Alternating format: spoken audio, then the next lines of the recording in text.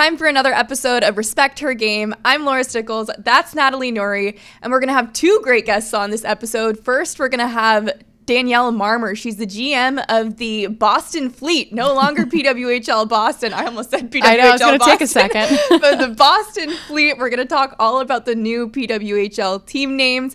And then we'll have Tamara Brown on. We're going to talk New England Patriots, their week 1 win over Cincinnati. And we're going to talk to her all about her journey as well in the NFL and what it's like to be a team reporter for that team. But first, Natalie, there's a couple news items that we need to get to this week. And I think the first one that's really important for us to talk about is Alex Morgan. She played her very last game on Sunday. She announced she was retiring, I think, like 5 days earlier. Right. And, I mean, everything that she's done for women's sports across the board, not just women's soccer. I mean, seeing the impact that she's had over her career as a player, and I'm sure that that impact is going to come in her career post being a player as well. But it was obviously a really emotional game for her. She only played 13 minutes because that's symbolic of her number 13. She took her cleats off in the middle of the field and then had what looked like a tearful exit. But it sounds like she's ready for this change, and I'm just happy for her. Yeah, definitely emotional, and it's something that I saw come across social media. I think everybody was posting it, reposting it in their stories, and in a way, I was kind of like, wow, Alex Morgan, she looks great, she's still playing. And then when I listened to the message, I was like, oh man, okay, she's retiring. And the sad thing about this is I was a soccer player for years until I was 17, 18, and Alex Morgan, Hope Solo were all people that we looked up to, and we always quoted and talked about on the field and tried to kind of repeat what they did and act like they did because they were our idols. And to see, her come to this moment in her life, full circle moment, she's retiring. Not only is it sad for me to realize I'm getting older, but so is she. She's getting older and she has a growing family. She mentioned that she's pregnant now and her 4-year-old is going to be a big sister. So that was kind of a really cool moment to see, just that, she has other priorities that are now coming up. But what she's done for the game, the path that she has paved for young women, including her 4-year-old child, I think it's really cool to see just the impact that she's had. And I mean, you can't help but just give her a round of applause for everything that she's done. Absolutely. And I think that her impact really does transcend generations too, because I babysit for a family in the New England area. And the 7-year-old that I babysit for, she plays soccer. She loves soccer. She's actually a soccer star. She's very good at it. But her favorite player is Alex Morgan. She has 3 Alex Morgan jerseys. And when I picked her up from soccer practice the other day, I asked her, I'm like, oh, did you see that Alex Morgan retired? And she was like, what? Like, she couldn't believe it. Like, she was shocked. And she's like, how old is she? And I'm like, well, she's a mom, like she has a kid and she's pregnant again. And she was thinking about it in the back seat for a little bit, and she's like, so she's ready to teach her kids now? Oh my god. And I was like, oh my gosh, like that like warmed my heart. And I was like, yeah, like, you know what, she's ready to pass the game on now to girls like you and people in the next generation. And I told her, I was like, you know what, maybe you could be playing soccer with her daughter one day, because you're not that much older than her. So yeah, I think just thank you to Alex Morgan for everything that she's done for women's sports and for growing the game. One other news item that we definitely need to talk about is Angel Reese. She broke her wrist.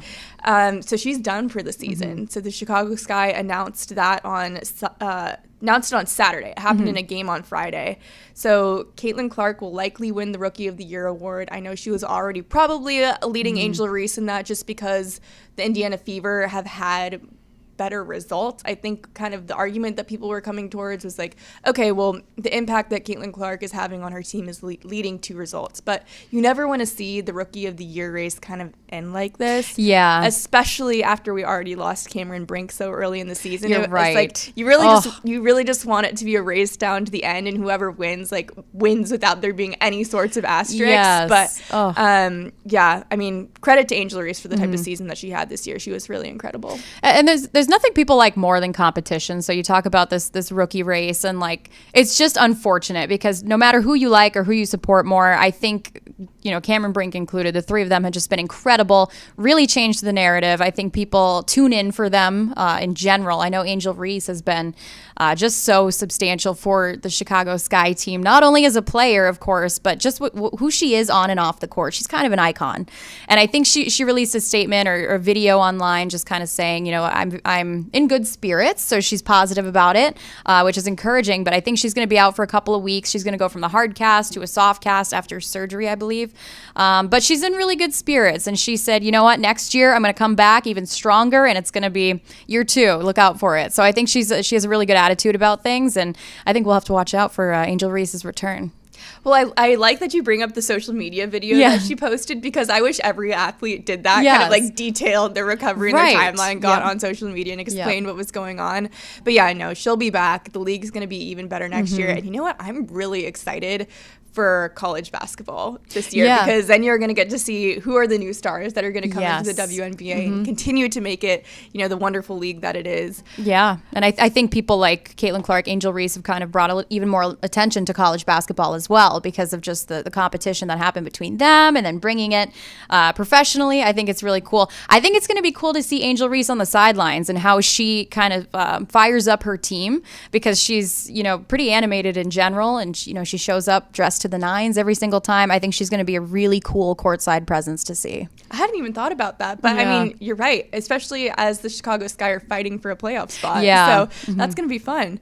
Okay, well, we need to react also to the PWHL team names that were just dropped. Okay, so I've got them up here. We've got obviously the Boston Fleet, Minnesota Frost, Montreal Victory. We were saying, could it be pronounced Victoire? But that's right. We were saying that. I think so. Yeah. Okay, we're gonna say Victory.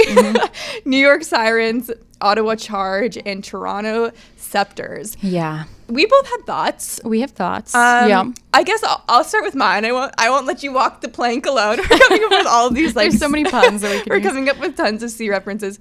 So we actually just spoke to Danielle Marmer. We're gonna play that interview in just a second for you guys. But at first, I was a little bit iffy on the team names. I thought that they were good. I almost hoped, though, that after a year of them marinating on it, that I would be wowed. But that being said, I think the more time that you sit on a team name, the more it will grow on you. And even just in the interview that we did with Danielle, I felt like that name started to grow on me. And if you start to strip down other team names, like, I'm going to get roasted for this, but like, but say, we got like the Boston Red Sox. Yeah. Say, without knowing any sort of character around the team, a team announced themselves as being like the Green Sox or whatever. And I don't think you'd be like, what? Like, why? Like, why that? Right. And, or even the Bruins. It's like if another team was just like randomly named like the Bruins or like the Grizzlies, it's just sort of like, okay, like that's fine. But it's like once you have the character around the name and you bring the history to it, I think that's when a name really comes to life. So I think if you're a little disappointed in the PWHL team names right now, I think just give it some time. Maybe they'll grow on you, and they might grow on you after the interview we did with Danielle as well. You're right. That was a great interview, first of all. I think she did a really nice job bringing just some intention behind the name. And I think that's kind of what these team names were. They're a little more intentional because they're not like the Bruins. They're not the Raptors. They're not just like some inanimate object. They are intentional. And I think the story behind a lot of these are interesting as well. Like, so we had the Boston Fleet, the Minnesota Frost. I don't mind the Frost. It makes sense because Minnesota's wicked cold. Really? You like that one? It's not bad. It's not the worst one. I think that might have been one of my least favorites. But okay, continue. I mean, I don't know. I honestly. Wait, what's your least favorite? I don't know like what a scepter is. Like a Toronto. I think it's like a sword. Okay, because people were commenting like, what, you could have gone Toronto Rain with it or something. Well, I think or not a sword. I think a scepter. Actually, I take it back. So it's like when the queen sits on her throne, she has like a scepter that she stands with. Okay. So. Okay. Well, I think that's what it is. I mean, jump in, correct me if I'm wrong in the comments. but yeah, but I could see that Toronto Reign. But Yeah. but there's already a Reign. We already have Right. Yeah. Yeah. So I mean, I don't really know. I like the idea there. I think this is a hot take, and correct me if I'm wrong. We love nothing more than to invite conversation from our viewers. But I saw people were saying the Ottawa symbol kind of looks like an off-brand Calgary Flames.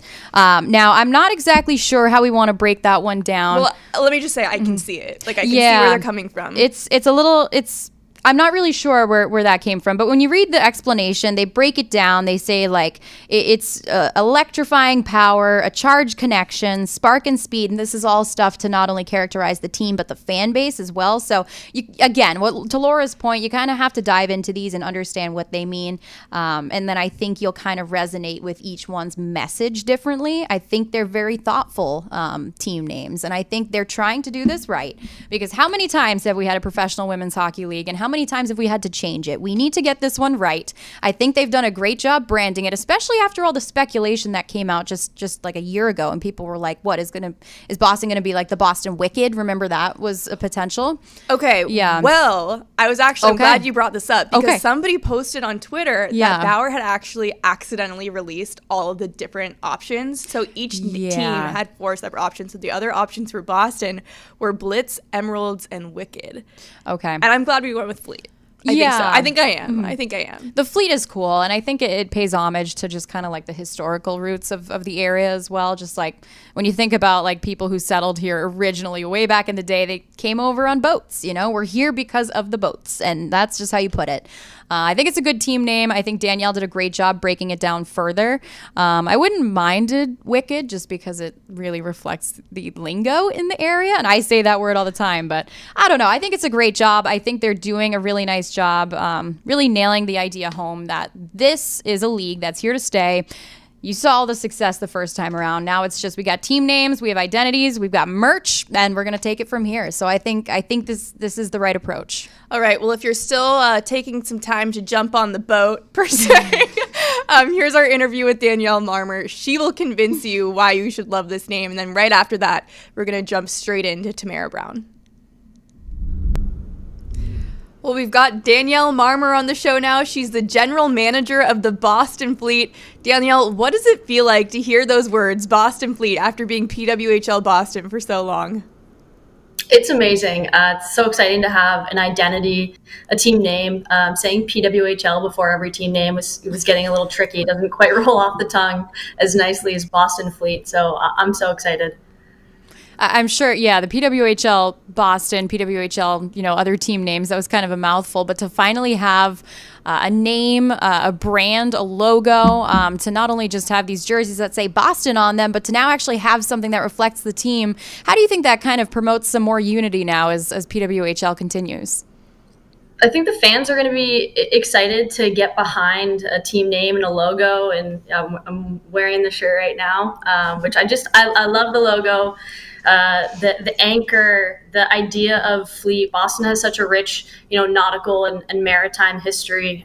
When you land at Logan Airport, like you flying over the seaport and the harbor, and you get to see it all. And to be able to connect that history to our team and this idea of being one fleet, and ships being strong on their own, but so much stronger when they're together, and just feels like it reflects our team identity really strongly as well. The hype video that PWHL Boston put it, well, I guess now Boston Fleet put out of the ships like coming into the harbor. I was like, this is actually pretty sick. Like it was getting me fired up. I didn't know that awesome ships video could fire me up that way, but I guess they can. What was the process? Go ahead. No, I felt the same way. That video was awesome. What was the process like for coming up with these names? Very early on, I sort of helped highlight the identity of Boston, what the people of Boston care about, what we're all about. And then the league really took it from there.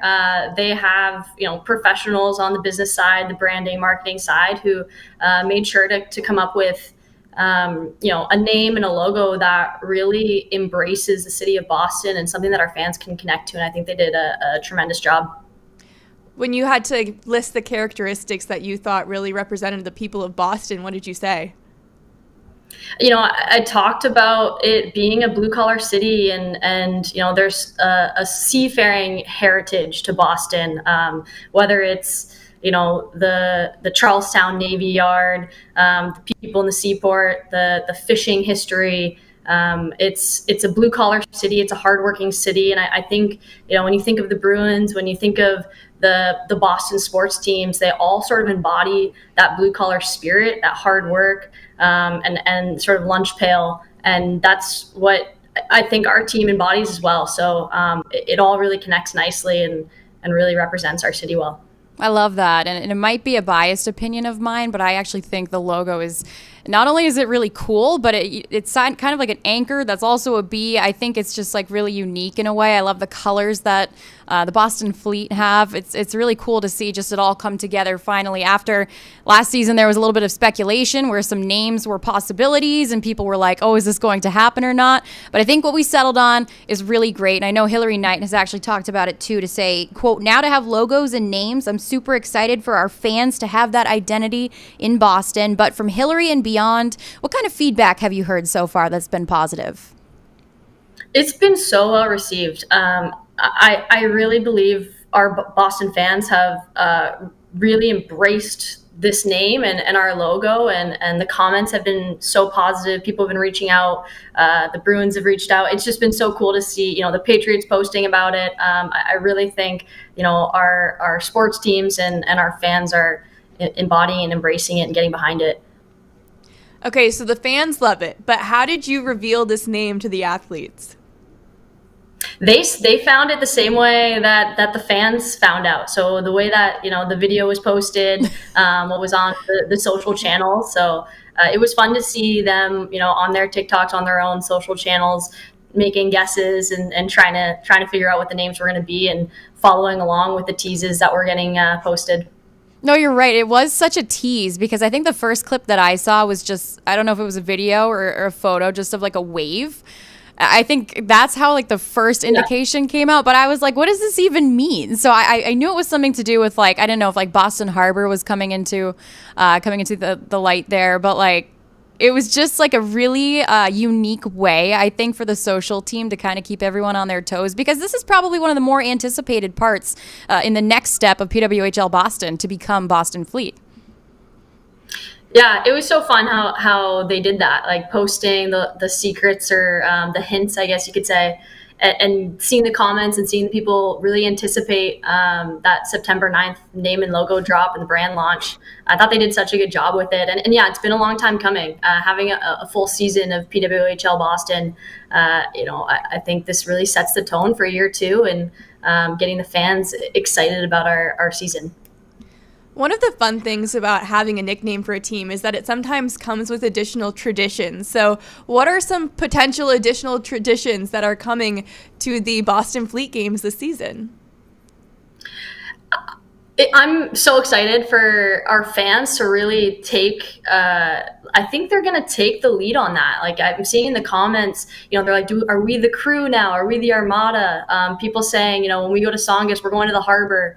I'm hopeful that we can turn the Songus Center into, bringing the nautical themes. Are we going to, pull up an anchor to start the game? Is there going to be a foghorn instead of a goal horn? We were having conversations on when you're picking your seats, instead of saying behind the nets, is it the stern and the bow? Like I want the fans to, I'm hopeful that they really embrace this and just run with it and create their own, the little engagements and the things that they can get excited about during our games. Those are all really great ideas. We'll have to pass those on to the the game presentation team, because they'll be able to implement all this. I think the foghorn was a really good idea there. But something else I need to ask for myself, for the fans, is when is this merchandise going to be available for people to purchase, whether it's the T-shirt you're wearing, jerseys, or whatever? Yeah, merch is on sale right now. So if you go to the PWHL.com, select Boston Fleet, and you can find this shirt along with a whole lot of other gear, and then soon we'll have jerseys as well coming up, so you can look out for those. All right, Danielle, I think we have time for just about 2 more questions, and one thing that I want to make sure that we get in is, how would you describe the identity of this team that's coming back to Boston, especially after they were able to make that big playoff push last season? Yeah, I mean, that playoff push happens because of our culture, because of the identity of being one. I'd say unity. I'd say we were resilient. We persevered. Those are just a few of the words that come to mind when I think about this team. They really came together when it mattered the most, and did what was best for the team. It was a real team effort. And that's what's so cool about being named the Fleet. That's, a fleet is a team. And it's moving forward and trying to accomplish something as one. And I think that's exactly what our group is all about.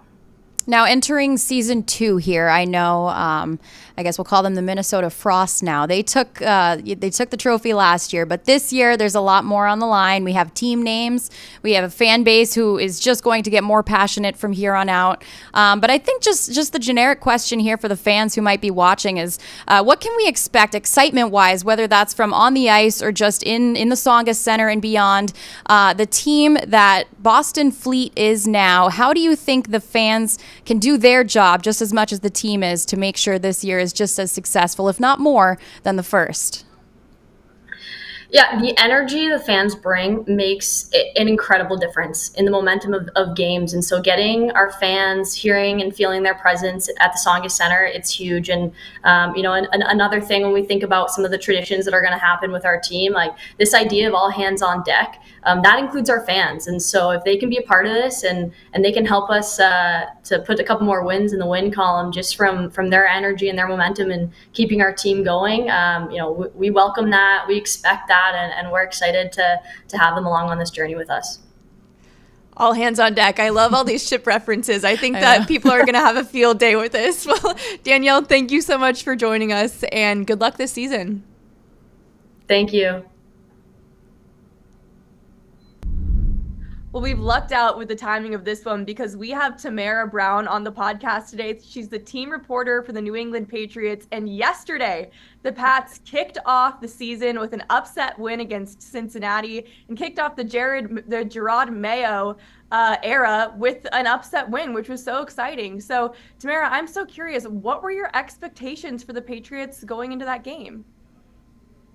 Yeah, I absolutely did not expect the Patriots to go into the jungle and escape with a victory. It honestly was a gritty performance. There was nothing sexy or flashy about the Patriots offense at all.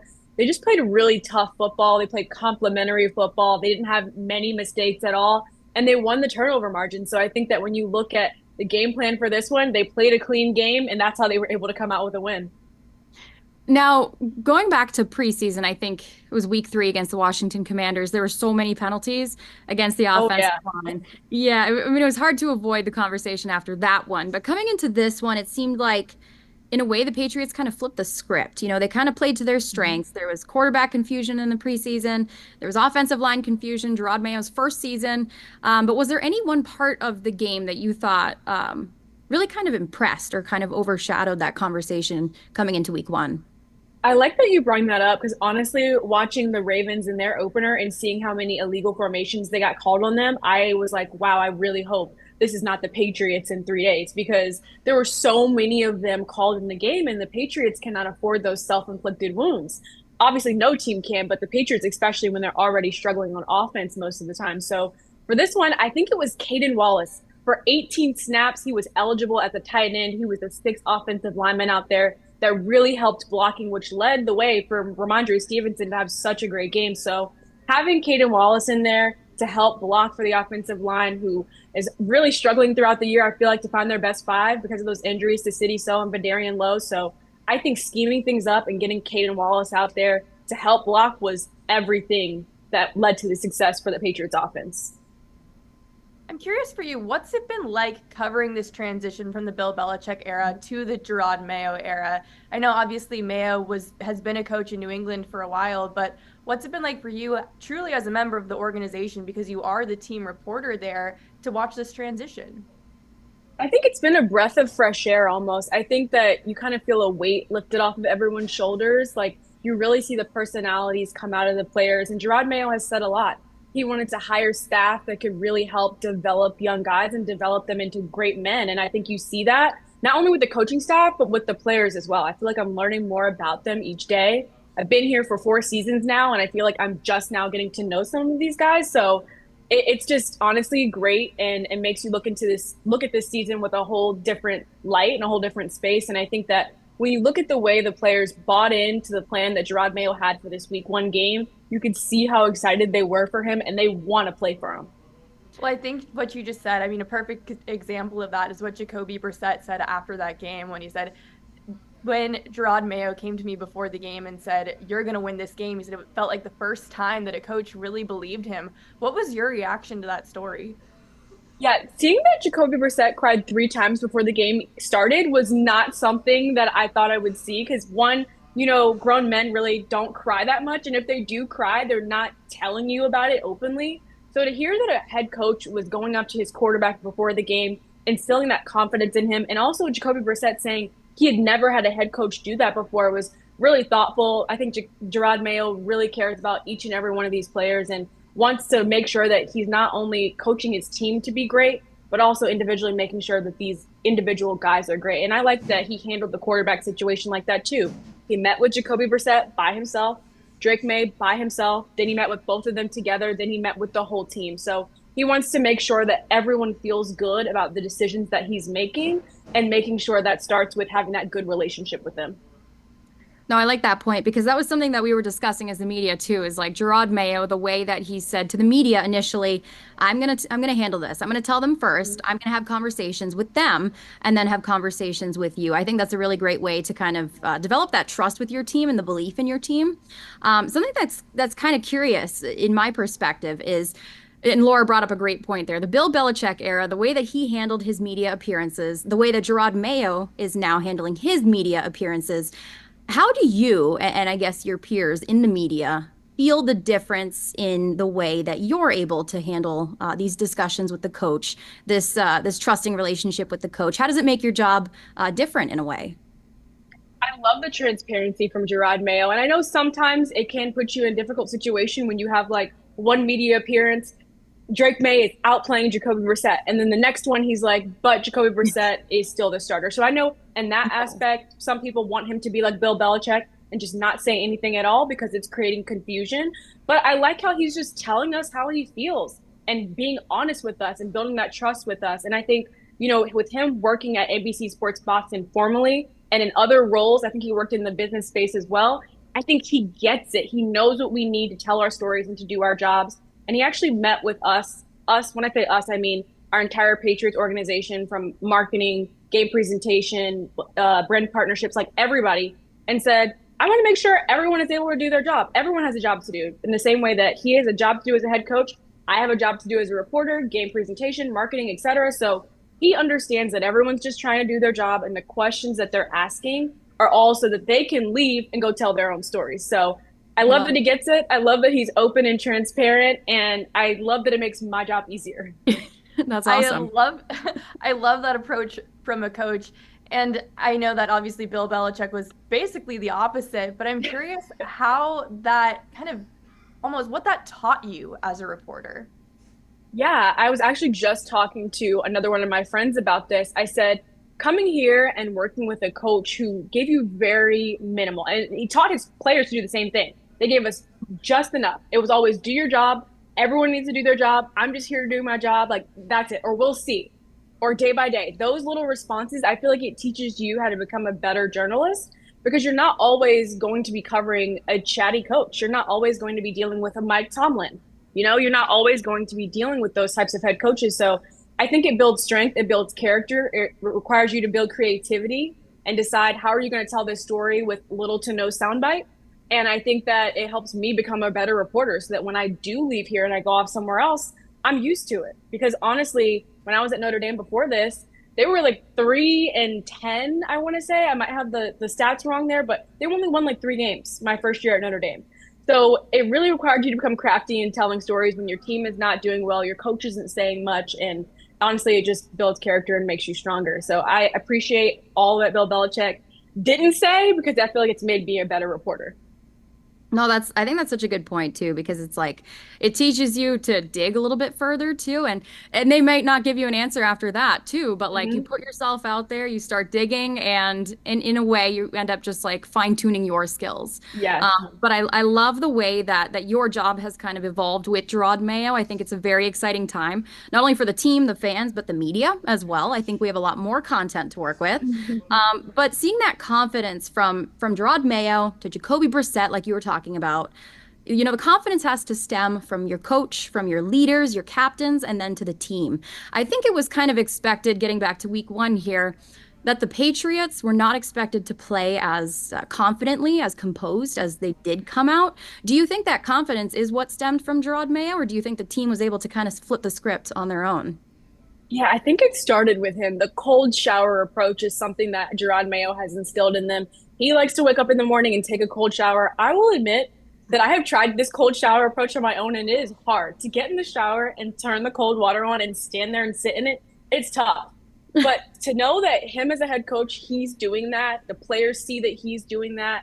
They were doing a ball security drill over the summer with a hose, and he was in there doing that too with the rookies. Seeing your head coach do those types of things, it makes you want to run through a wall for him. And the player said that last night after the game. I would run through a wall for Gerard Mayo. And so I love that what he's preaching to his players, he's also doing himself. It's so much easier to lead by example sometimes and not just by the words that you say. Actions speak louder than words. I love the cold shower approach. Although I have to say, I feel like if you're not an athlete, I'm not exactly sure why you're doing it other than to torture yourself. But Yes. your own, whatever works for everyone. Right? Apparently it builds mental toughness. And I guess I am not tough enough because I can do a warm shower, but I cannot do a cold shower. Yeah, I feel like there's other ways where I can build mental toughness that like don't involve a cold shower, but like I said, each their own. Okay, I know that for you, it kind of depends on what a game day is like, depends on whether or not you're at home or on the road. But I'm curious for you, what is a day in the life like for a home game? Yeah, so for a home game, I try to get here, I would say 5 or 6 hours earlier because Patriots fans, they're going to show up early. They're going to be in the parking lots tailgating, so I don't want to be caught in the traffic. So try to get here super early. I have pregame show, and then I also have pre-tapes that I do for the video board. So I'm bouncing back and forth between being live in this radio studio for our pregame show on Patriots.com. And then I'm like in and out of the show, texting my producer, like, oh, I got to go because I have to go do in-game hits for the video board. So I'm bouncing back and forth, I would say like 2 hours before a game, just doing that. Then during the game, I'm in the press box, actually, just taking notes for our TV shows on Monday, just making sure I'm watching the game, taking all the notes that I need so that I don't have to rewatch the game afterwards, and just trying to be better with my time management and just making sure I'm killing two birds with one stone there. So live tweeting, taking notes during the game. Post game, I'm going to the locker room to get sound bites from all the players, hopefully from a win. And then after that, I do a stand up on the field, giving my take on the game. I'll edit that myself. And then depending on what sound we get from the locker room, I also might produce a package with like a montage of sound bites. And then it all starts Monday morning, I feel like, for me, where we shoot our TV shows and we're getting ready for our whole week. So I feel like Mondays are kind of my busier day more than game day itself. I feel like game day is like my preparation for Monday and the whole week. No, that totally makes sense. Sometimes I feel like my busiest days as a reporter are like the days when I have a million coaches calls and I'm trying to like get all my notes together. Exactly. And, like, trying to like get in the information in my head. And then when the game comes, it's like, all right, now it's just game time. Now I get to perform. It's like you're an athlete. Exactly. You spend the time preparing, then the game comes, and then you perform, and then it's over. Yes. Yes. Monday through Saturday, I feel like are my stack days. And then Sunday is like, okay, all the hard work just shows off throughout the day on the shows. And then you start all over again. Yeah, I think well, something you brought up too is the fact that you're like producing montages like during all this, and like I think I saw a video of yours. Maybe you were like editing mid game and then writing at the same time. You're wearing a million different hats, Tamara, while you're doing this job. Did you think like entering this industry, and this is something Laura and I actually spoke about recently, but like the value of working in production and knowing how to edit, how to write, all that stuff. How do you feel that you've been able to display all those talents in your current role here? And how do you actually, I guess, how much work outside of reporting on TV or whatever do you do? Oh my gosh, it was so important for me not to get a job just on camera when I first graduated. When I graduated from Virginia Tech, I did not get a job for a whole year. And my first job was actually a social media internship. And then I took another internship in production. And then 3 years later is when I actually got my first on-camera job with the Mountain West Network. Then after that, I went to brand partnerships. So I've bounced all around in terms of location and also job type, but I would not have gotten this job today if I didn't have all those extra skills. Because when I was interviewing for this job, they were like, hey, like you're going to need to be able to produce stuff where you're not on camera. You're going to need to be behind the camera producing interviews. You're going to need to be able to edit. You're going to need to be able to produce shows that you're not on. You're going to be able to, you need to be able to host radio shows and TV shows as well. That's important. But it's that stuff behind the scenes that's even more important, because sometimes you're 20% on camera, 80% not. And so I think that when I look back at my career, I'm so happy that I took those opportunities behind the scenes, because these days they don't want someone who can just talk on camera. They want someone who can do everything. So I tell people all the time, it's so important to appreciate and value those behind the scenes opportunities and know that it's going to pay off in the end. I completely agree with that. My first job out of college, I was actually working on the business side of Pac-12 networks. I was rotating through different business departments. And I think that's made me such a much stronger employee and reporter, because I think of everything from a different lens. Like, I'm not just thinking of things from a reporting standpoint and from a content creation standpoint. I'm thinking of things as well from a business standpoint, which is truly what you need if you're part of an organization, because, like, honestly, money is everything, right? You do have to make money in order to continue to produce that content. So no, like, I think about that internship all the time and the experiences that I gained from it. And then after that, I went and I wrote for a local newspaper in Alaska, and learning to write and like truly just tell stories is the foundation for everything. So if your journey is going kind of a different direction than you expect, it doesn't mean that it's going the wrong way. It's just like, take everything that you can from every experience. But this kind of leads me as well into my next question for you, which is, oftentimes the sports television industry is not what it seems. A lot of times it seems like it's something on the outside. It seems like, oh, she just landed this TV job. And it's like, well, actually, I kind of, took this really strange route to get here. And I saw that you posted on your Instagram this post about, you said social media is a highlight reel. And in it, you addressed kind of how often the salary expectations are not what people expect them to be. And how long it can take to land a job, how it can affect the different relationships in your life. It was very vulnerable. So where did you get the courage to post something like that? I think it all stemmed from, aspiring journalists always reaching out and just thinking that, like, I went from one job to the next job, to the next job, to the next job. And then it was just all perfect.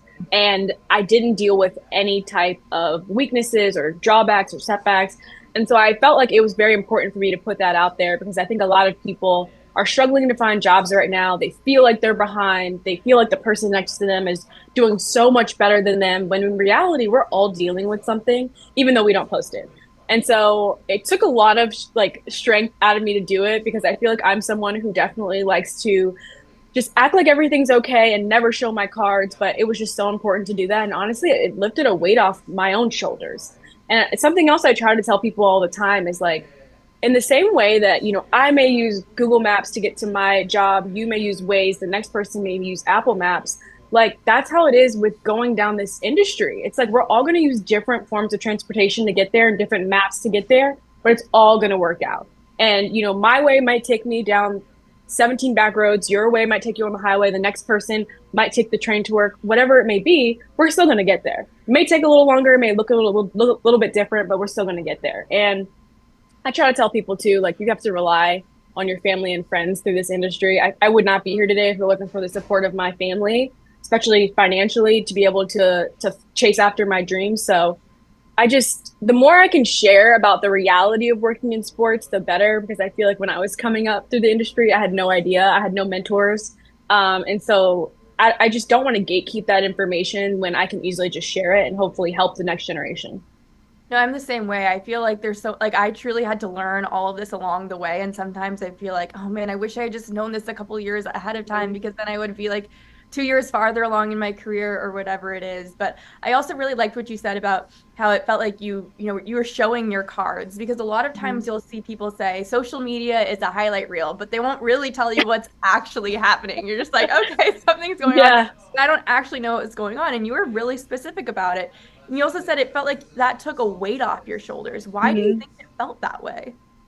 I just feel like, you put on this persona like that I'm like perfect. Everything's going great. I love my job.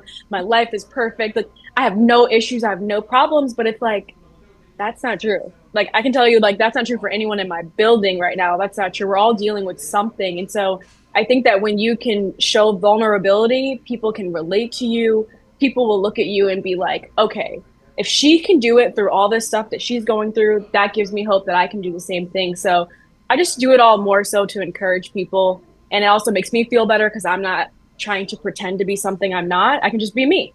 So I feel like I've definitely become like happier and more joyful since I've been sharing more of those experiences where I don't feel like I am some other person behind the person that I post on Instagram.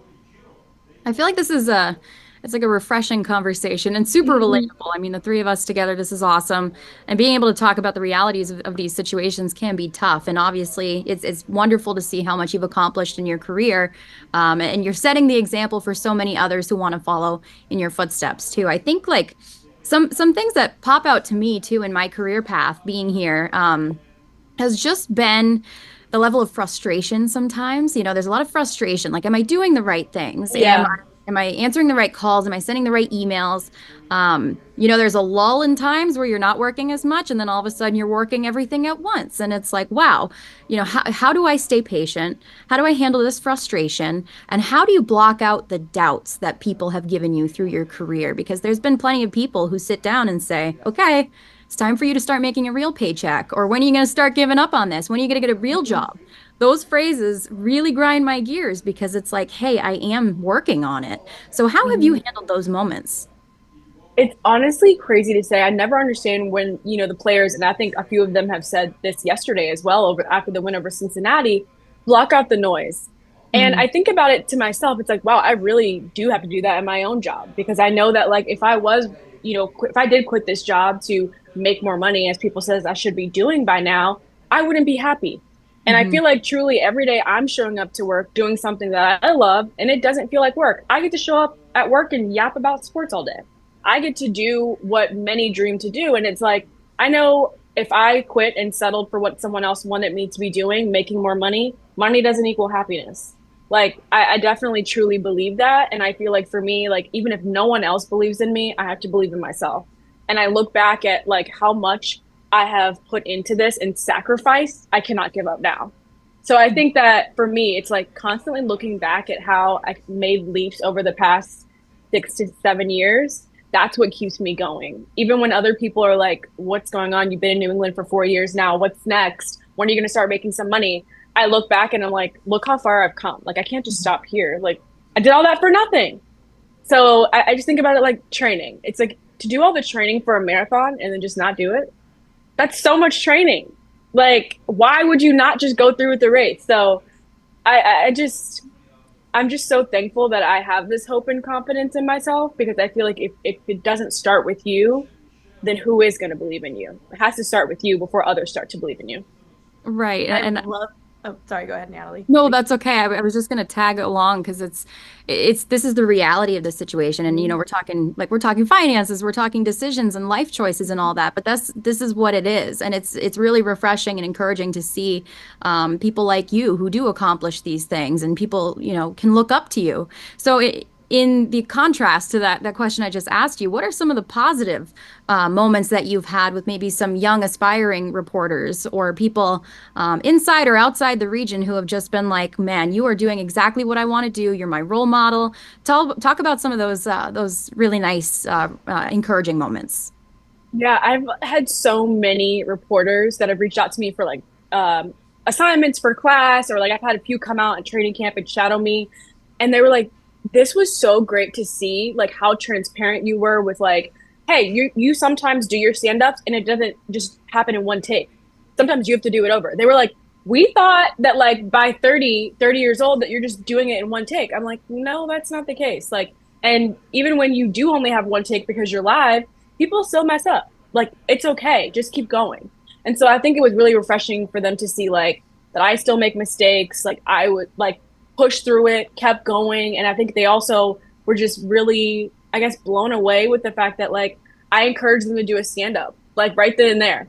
I was like, hey, you're here. You watch practice with me, the same practice I watched. You were taking notes. Do a stand-up. I want you to walk away from this, you know, feeling encouraged to continue to do that on your own. When you go back to school, I want you to go out to practices and do the same thing. And so I think that by devoting time to them, by being honest with them, by being an open ear for them, I tell them all the time, hey, continue to email me, continue to shoot your shot. And I think that for me, I didn't have that person to keep emailing, keep reaching out to. Hey, can you look at my reel? Hey, can I come out to practice? Hey, can you give me some advice on this? It's those reporters that like make me feel like, hey, I'm doing the right thing. I'm sticking this out. I'm being honest. I'm being vulnerable. I'm being open with my time. And I know that this is going to pay off like 10 years down the line when I see these girls on TV. So it's just nice that I can like take the time to be able to do it. Obviously, sometimes it's busy and I can't, but when I can, I like to make myself available to them. I love that you bring up having shadows and having people reach out to you, because I think Natalie and I both have people reach out to us, and I'm always like, you want a shadow? I'm like, me? But I'm like, sure, come along. And I'm always the same way. Like, I show them all my mistakes, and I'm like, look at me practicing what I'm about to say on air in the photo pit. I practice it 3 or 4 times. I say it different ways. Like, exactly how I prepare myself to go on camera. And you know what? Sometimes when I get on camera, it still doesn't even go the way that I planned, but you know, at least I try my best. Yeah. But it's like showing them that like you don't just, it's not just magic. Like, it's practice, it's preparation, it's working hard to figure it out. And I think they're, like you said, they're always like, oh, like I didn't realize that you practice what you say before you say it. And it's like, of course I practice what I say before I say it. I mean, there's different, like, techniques that I try, but it's not just magic, and we're not just like robots who can't just go out there and perform. Like, it takes preparation.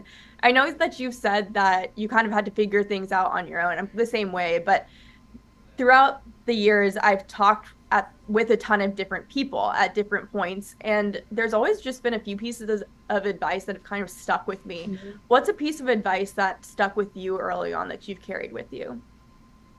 One of the biggest pieces of advice that I got was let your yes count be greater than your no count. And at first when she said that, I was like, what?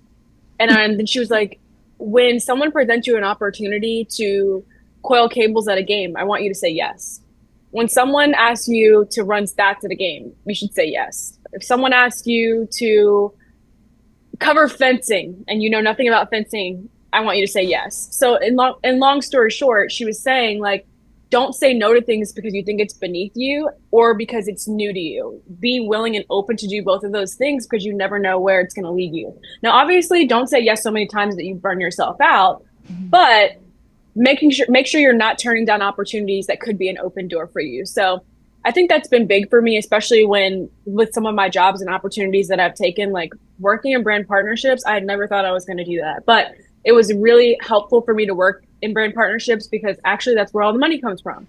So now when I get an email working for the Patriots saying, hey, Tamara, we need you to come host this halftime event up in the stadium for Bank of America. Sure, absolutely. I will do that because I know this is important. Sponsorships are important. You know, you have one behind your head too. Like, they're important.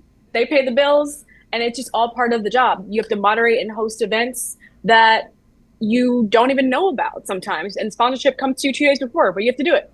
So I just think that like being more well-rounded, saying yes to things that may not have anything to do with reporting is so important because you never know where it's going to lead you. One thing I'll add to that is like, don't say no to opportunities because you're scared or you feel unprepared. You're never going to feel prepared. I mean, exactly. I think the most prepared reporters are never going to feel prepared. Yeah. So if you don't feel prepared and if you're scared, you're probably in a good spot and you should do it anyways. Yeah. I'm like, literally, if we go back and watch our TV show from last week, everything that we prepared for this Cincinnati game with T. Higgins and Jamar Chase, T. Higgins ended up getting hurt like 2 days after we filmed that. And Jamar Chase barely played because he was limited. He hasn't done much in training camp. So it was just funny to see, like, we do all this prep for this two-headed monster all week long, hype up the game about what their offense is going to look like, and then it did not look anything like what we thought.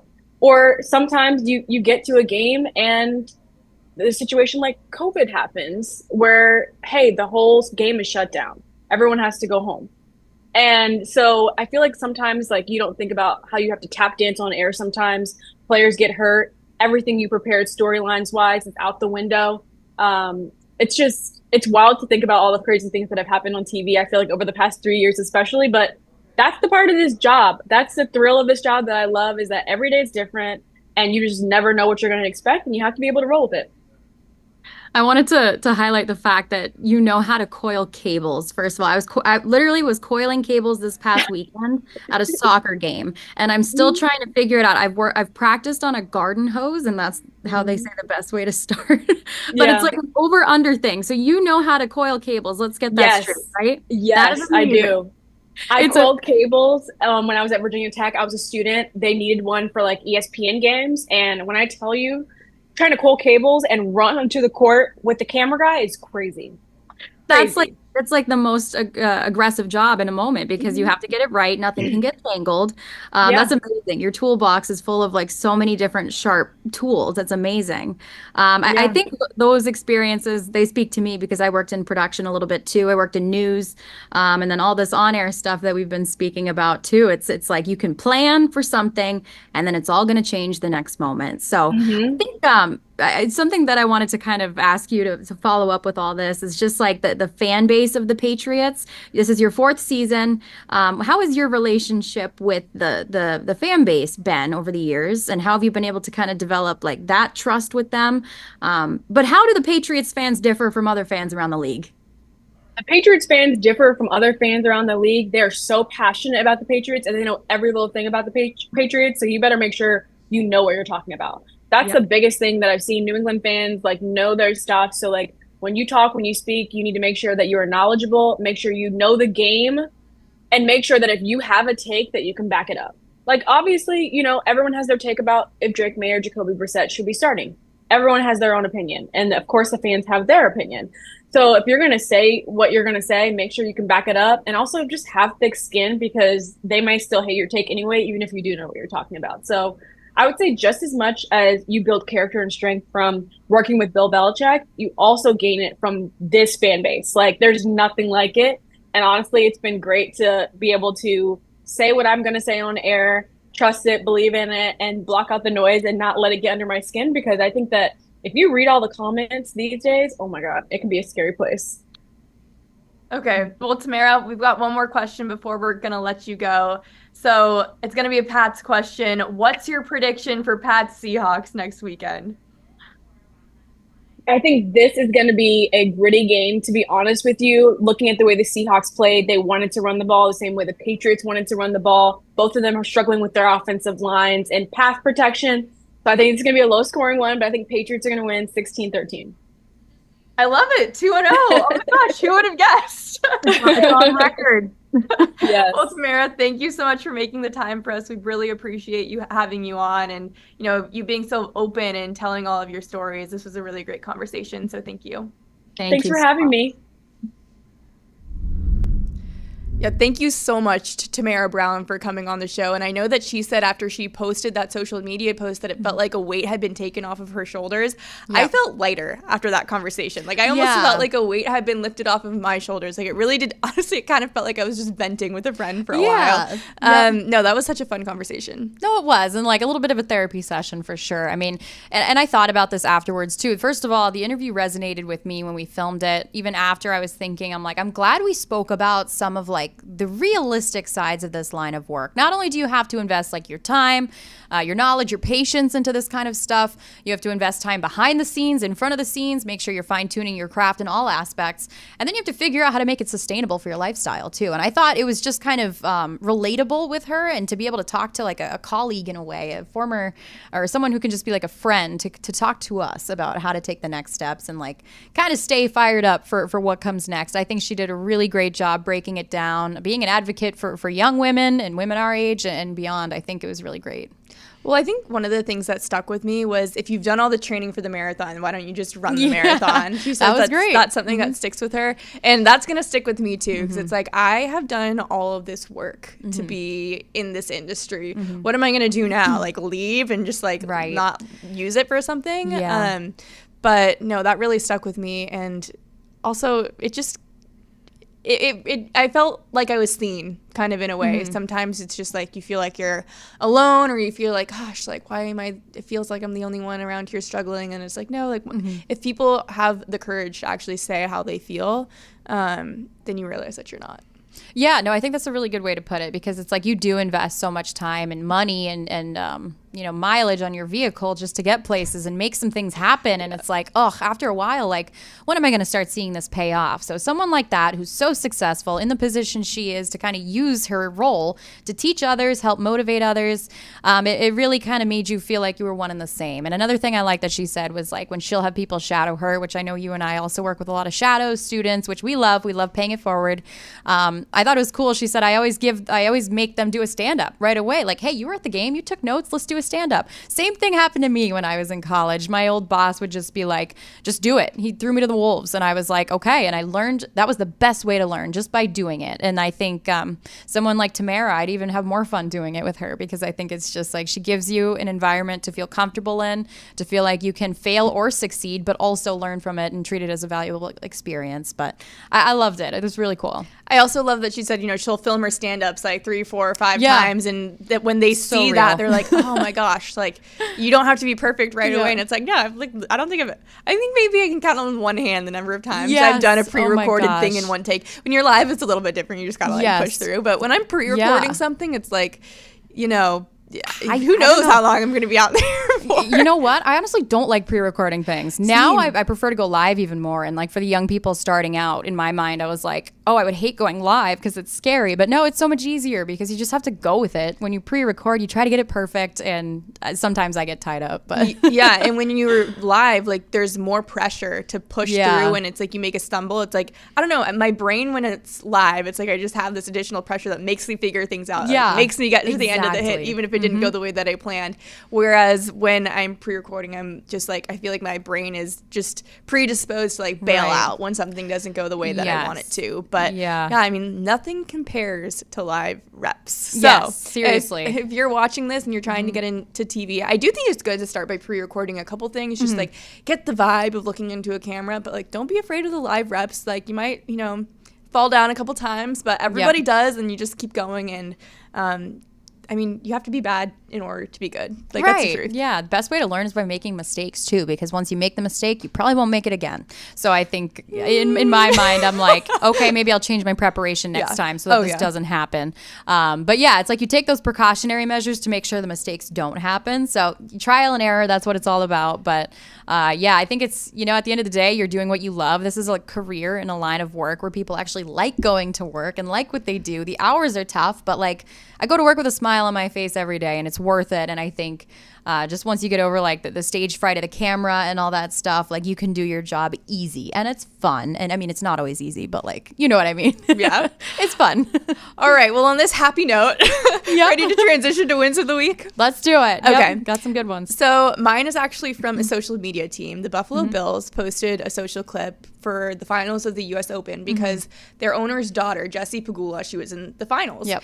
And so what the social media team did is I assume they had some sort of sign up that said like wish Jessie good luck, and then while they were recording, and so all of the players as they were coming out of the locker room for practice one day wished her good luck, and it was actually really funny. They were all very sincere too in their good luck wishes, and for a second I'm like, do you think they're only acting this way because it's the owner's daughter? And then I was like, no, like I think they actually are really invested in this, especially when it's USA, so they were invested, but there were a couple that stuck out to me. One player, and I don't remember which one it was, did like a whole tennis match. Swing. Yeah, like a imitation. And then the other one that stuck out to me was Dawson Knox. He's like, oh man, like, I mean, Sabalenka, she kind of scares me, but I think you got it. I think you can do it. I love that. He's paying attention. Yeah, I know he was paying attention. Like some of them were actually watching. They're like, oh yeah, like I've been following the entire US Open. Like you got this. I believe in you. But I really like that one. Like Sabalenka, she scares me, but I think you can do it. I love that. And it was funny because I was actually watching a match of hers with my dad, and my dad was like, that's the daughter of like the Buffalo Bills owner. And I was like, no, I didn't. How did you know that? And it's just cool that now like a man is paying attention to her as well. And it's just really cool to see that. But I think that's a really good win of the week because it's a social media team team utilizing their platform to kind of promote women's sports, women's support. I think that's awesome. Yes. Mine are a little bit smaller, but I got a couple of little ones for you. I think it was great. The National Women's Soccer League set the regular season attendance record just a couple days ago. And I think some people were under the impression that it was the Alex Morgan game that kind of did this. And even if it was, that's okay, because there was a lot of exposure to this event. She's brought exposure throughout the years, of course, as we've established. But just the fact that I think it was 1.5 fans in total for the regular season. Sorry, 1.5 million. Let's get that right. In total regular season attendance this weekend, breaking the previous record of 1.4 million. And there's still 7 weeks of regular season play to go. So they're on track to not only they've broken the record, but to break it and just kind of push the limits even more. But I think that's great attention for women's soccer. Another win that I had is somewhere in the Midwest. They created this Caitlin Clark corn maze. I don't know if I have a picture here. I don't know if I can. It's pretty sweet. It looks pretty good. I don't know if you can see that. But someone made like a corn maze with Caitlin Clark with her Indiana. Here, we'll show you there. It's pretty cool. I mean, first of all, the farmer who took the time to plan this out, to crop it out, to do this kind of stuff, I think you can actually go into the maze and try to navigate your way around. But Caitlin Clark in a corn maze, how about that? Did you ever think you'd see that? No, I did not. But I love corn mazes. I mean, corn mazes have you ever been to a corn maze? I have, yes. Yeah. I live in a small town, so that's what people do for fun. But yes, I was going to say, I'm there. Like, I love corn mazes. I think they're super cool. Yes. Just one more win to add, because I didn't actually fit it into the Alex Morgan thing, but it's related to the soccer attendance, is that the Alex Morgan's last game was the first time that a women's game was shown across multiple outlets, including all of the ESPN networks. It was originally just supposed to be on NWSL Plus and Paramount Plus, but obviously they decided that it deserved more exposure. And on an NFL Sunday, like, that's a big step. So I think the day the announcement was made too, they sold like 11,000 more tickets to go or something like that. Fact check me. I did see that online somewhere, but people were interested. People wanted to see this, and I think it's wonderful. You can't say enough good things about this, but it brought a lot of attention to women's soccer. I love the game of women's soccer. I think they've accomplished so much in the past few years. And that's another great win. So many wins this week. I was awesome. We got lots of wins to send you off onto your week. Yep. And with that, we thank you for watching another episode of Respect Her Game. We'll see you guys next week.